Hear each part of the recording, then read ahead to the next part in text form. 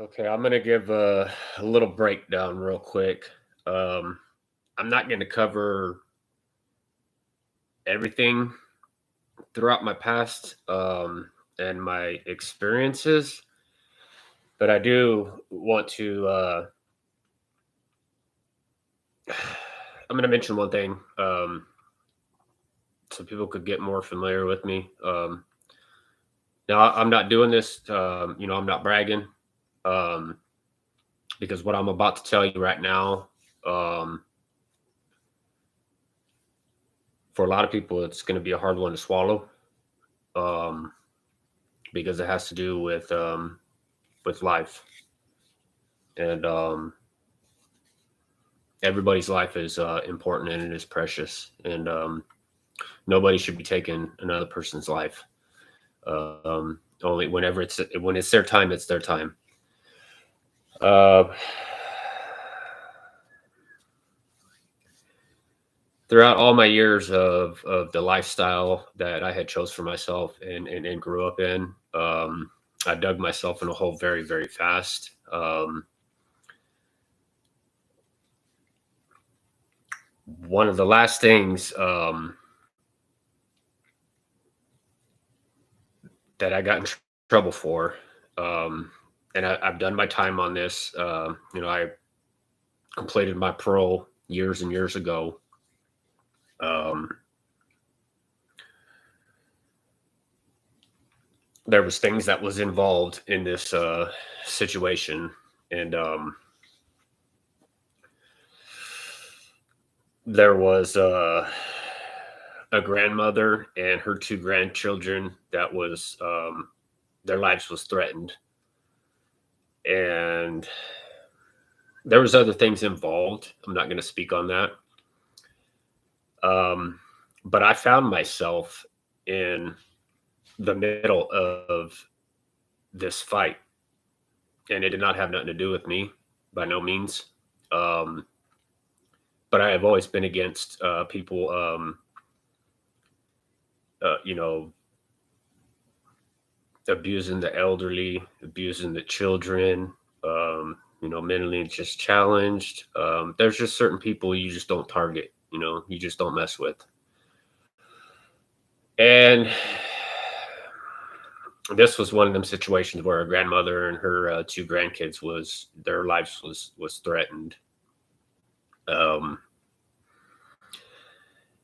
and I had got put in the middle of something. I had two broken ribs and I had six pins in my arm from a previous incident. And I didn't know that these people was the ones that was giving the other people a problem until I was right there in the middle of it. And I had a dude in front of me and a dude behind me. I got two broken ribs, six pins in my arms. Um, some things was said, some things went down, and I went on the run, and my adrenaline was pumping so hard that um, I outran the ghetto bird, the helicopter, and I ended up I ended up leaving one state and going back to another state. Things was rolling smooth, and but yet again, I made another dumbass decision, and that dumbass decision got me arrested. And when it got me arrested, they realized who I was, and so I sat and waited for to be extradited, and I got extradited, and I was charged with first-degree murder. Um, I thought my whole life just flashed before my eyes. Um, yeah, I was put in a position. I mean, I don't know. Life is crazy. And really, I'm talking about this because I want these youngsters to to think about their actions before they act on them. You know, process your thoughts, and you know, keep yourself out of trouble, man. Because it's not a life. It's not the life for nobody. So I get extradited. I got flew in a four-seater plane. Um, I got picked up in Santa Barbara. We flew to LA to pick up one more person. But when they picked me up, um, they straight out asked me, um, "Who did you murder?" I said, "I don't know what you're talking about."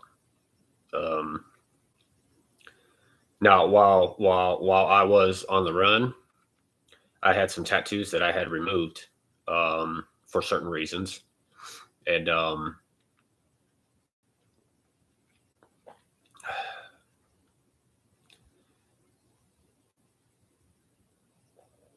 they they were looking for these markings, and they were like, well, this has got to be you, but you don't have them tattoos."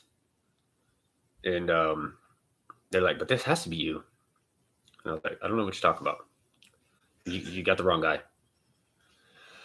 Well, they put me in the when they flew me before they put me on the plane. They told me if I made one wrong move, that they were gonna put one in my head. Um, they had me shackled down to where I was barely able to even lift my head up. They tried to hand me a paper sack in case I got sick from flying on the plane, and I couldn't even grab it.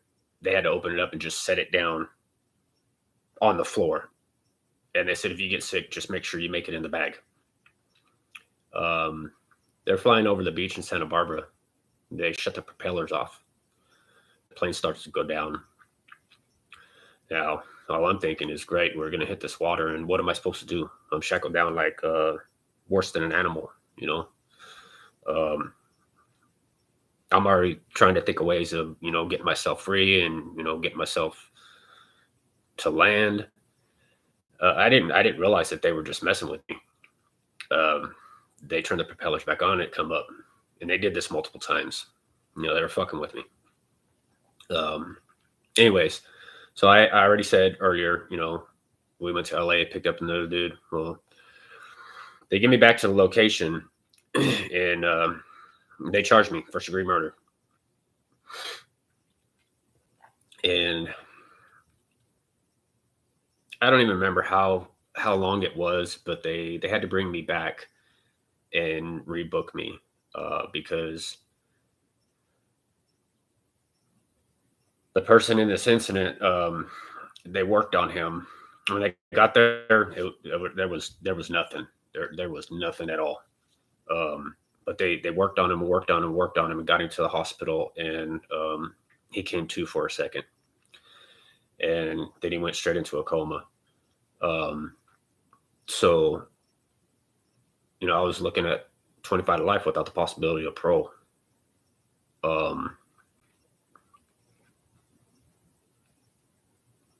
They rebooked me. They had to. They rebooked me on second degree attempted murder.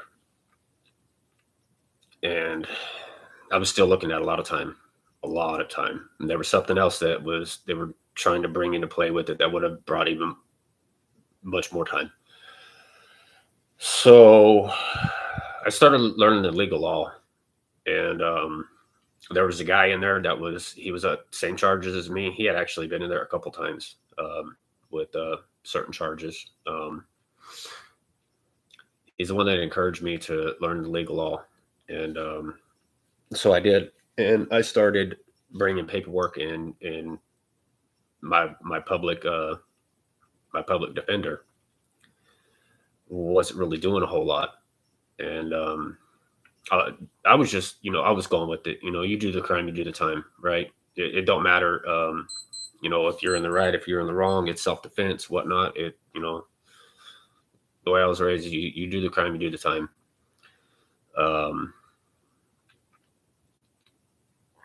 There was really no way for me to get myself out of that situation. that I was in because I had people all around me, surrounding me. Um, so I started learning the legal law, and I started hitting my public defender with a lot of old laws, laws that had never been rewritten. Um, Basically showing them that I knew the legal law. Every time they came to see me, I was giving them stacks of paperwork, and I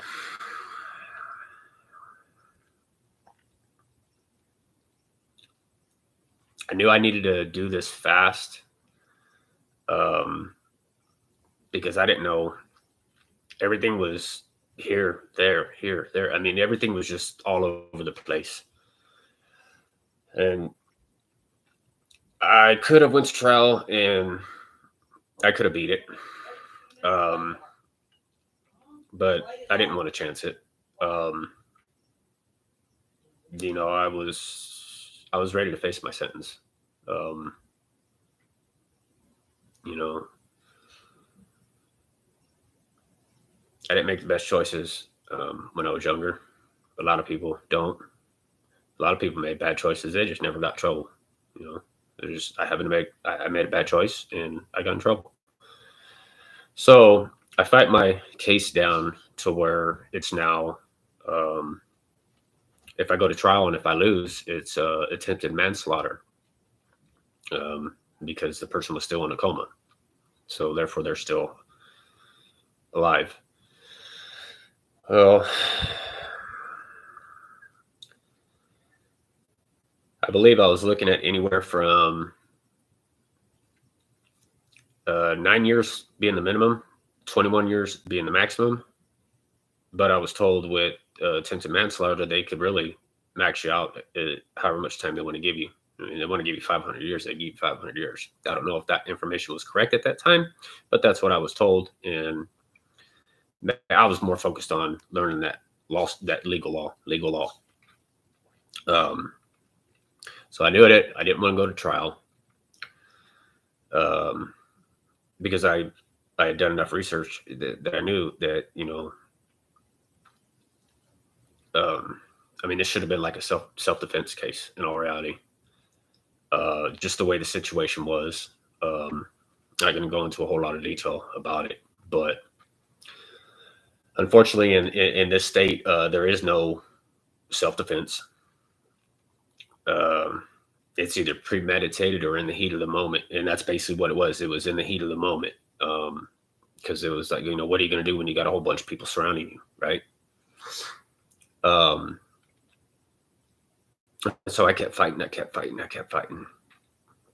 I got it down to where I signed my plea. My plea was aggravated assault, non-dangerous, non-repetitive, no weapons involved, but with serious physical bodily harm.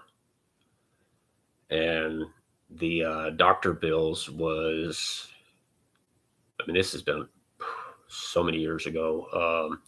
It was in between $500,000 and $750,000 in medical bills. There was a lot of damage that was done.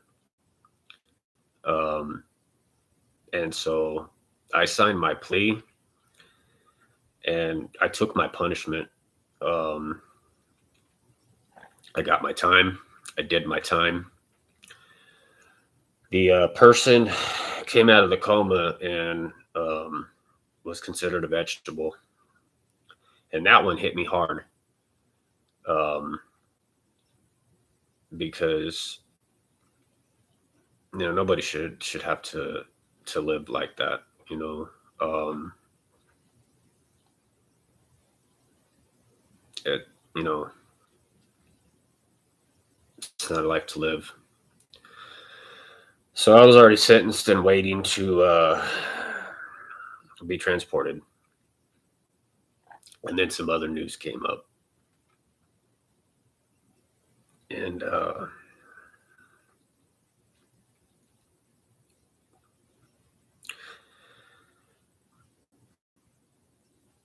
it was news I would have rather not even heard.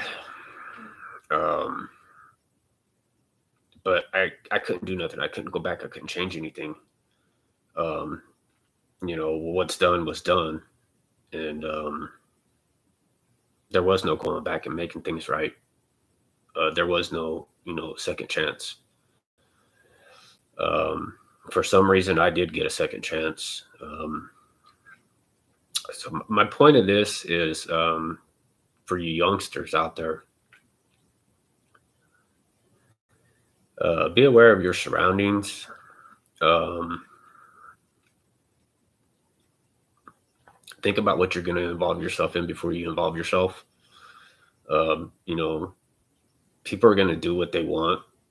Um, it's your life. Live it the way you want, right? You're going to make your own choices. You make that bed, you're going to have to lay in it. But if I could just give you one bit of advice, stay in school, graduate, go to college, you get you a degree, and become somebody in life. I mean, you could become anything, and you could become anything you want to be. You want to be a doctor, you want to be a judge, you want to be an attorney, you want to be a firefighter. I mean, you could be anything in life, but you have to want it and you have to go after it. You have to achieve it. Um, After I had completed my parole, I was I was blessed to join the fire department. I did that for 15 years, and I felt, in my heart, I done so many bad things in life. I started at a very very young age, and me becoming a firefighter was my way of giving back. It might not have been to the community, where I was raised or the other places I lived, but it was a community that was in need, and that's what I felt that I needed to do. And I have a lot of passion for firefighting, a lot. Uh, it helped to, um, I started channeling things different. Um, it it helped me with my structure. I mean, I'm a very structured person, but there's other things that I would still needed to work on, and it helped me big time. And it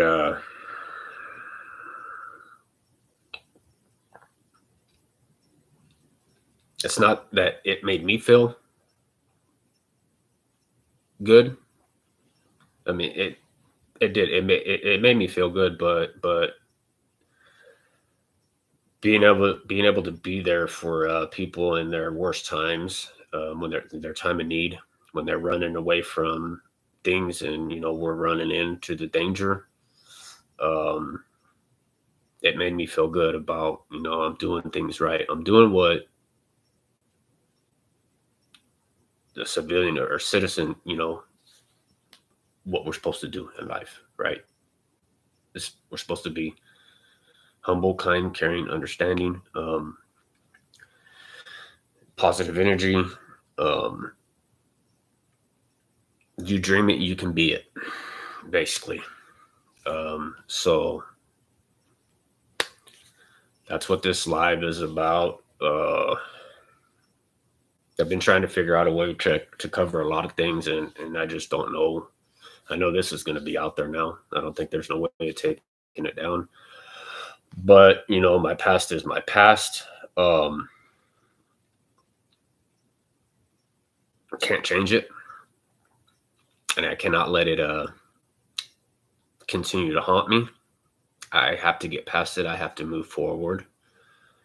And for the last 15 years or so, I've done a really good job doing that. And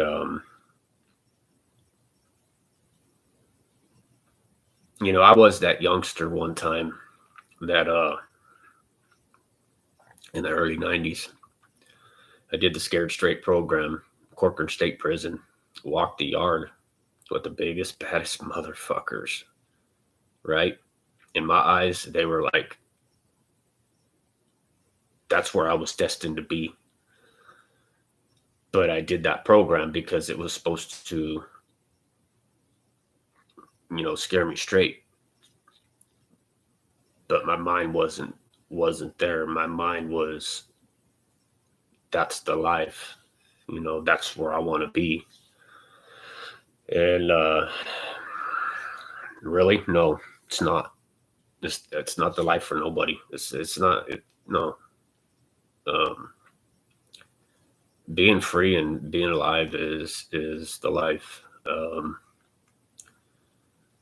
Even if I eat one sandwich a day, I'm gonna be grateful. I'm gonna be thankful for that one sandwich a day. Um, and I walked the yard while everybody was on the yard, and I did cause trouble while we were there, and the COs did have to get on. It was physical. Um, I about kicked a lot of stuff off, about caused a lot of problems. And I wish I would have listened to uh, them lifers and, those that was facing death row. So I really wish I would have listened to them back then. Um, but I didn't. And, uh, you know, I, I made my own choices. I paved my own path. I basically had to learn the hard way, right? But I wish I would have listened. Um, and so I hope that you youngsters or the youth are going to listen. If you're going to do one thing in life, listen to people that's been there and done that. Listen to these guys that are still in there and they're trying to get out and get a second chance. Listen to them that, I don't know if they still have the Scared Straight program or whatnot. If they do, they probably changed a lot of things. They're probably not like they was back then because it wasn't fun and games. They were serious, but listen to them. But before it comes to that, avoid all that, if you know what I mean. Don't put yourself in a position where you're going to be walking that yard. You're going to be in them shoes. I mean, you're going to do what you want to do, you know, but do your loved ones a favor and think about what you're going to do before you do it. Think about the consequences and the repercussions before you jump in that car and you take off, or you jump on your lowrider bike or whatever you're going to do. Um, your children, you need to live life. You need to be able to enjoy life. And as you become an adult, you need to think about what you're gonna do with your life. Um, the brain does not fully develop until you are 24 years old. Okay, it took me until I was in my mid late 30s for my brain to fully develop. Don't be another me or another one of them. Do something with yourself. Become somebody in life. Be with your family. And with that, I'm going to close this out. Um I have a lot to say. I just don't know how to say it. Um,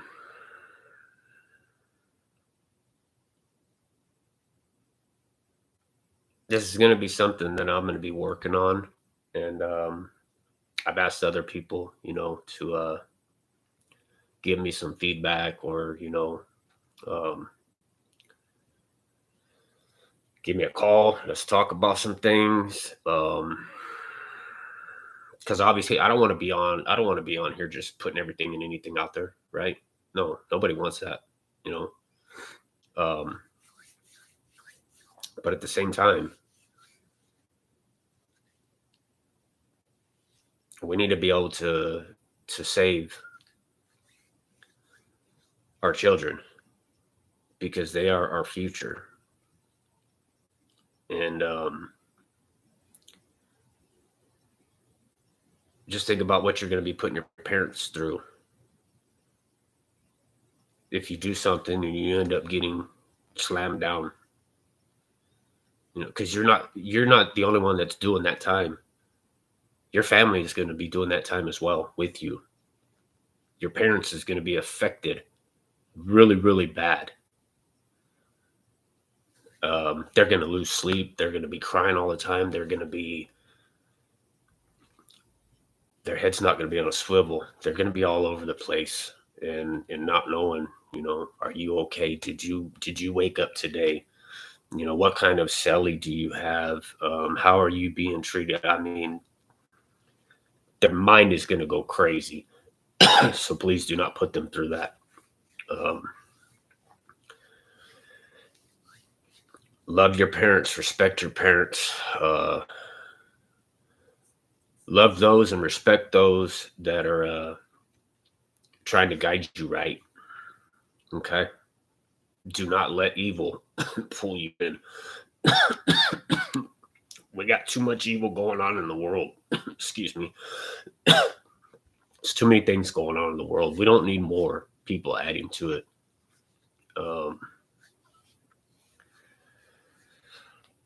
I don't know what else to say. Uh, I hope this reaches some people, and I hope this helps some people. Some people may like this, other people may not. Um, I can care less because if you don't like it, then it's just not for you. You don't know me, and I don't know you, so you don't know anything. And if you don't know anything, then maybe you need to sit down and do your research and do your homework and get your head on right so you can live a good life. Or maybe you can just call Department of Corrections and be like, hey, that lifer that's been down for, 20, 30 years, that's been doing really good in programming and, got all his stuff in order. Why don't you go ahead and let him out and put me in his place? I ain't commit no crimes yet, but I think I'm going to. So why don't you just go ahead and release him and take me?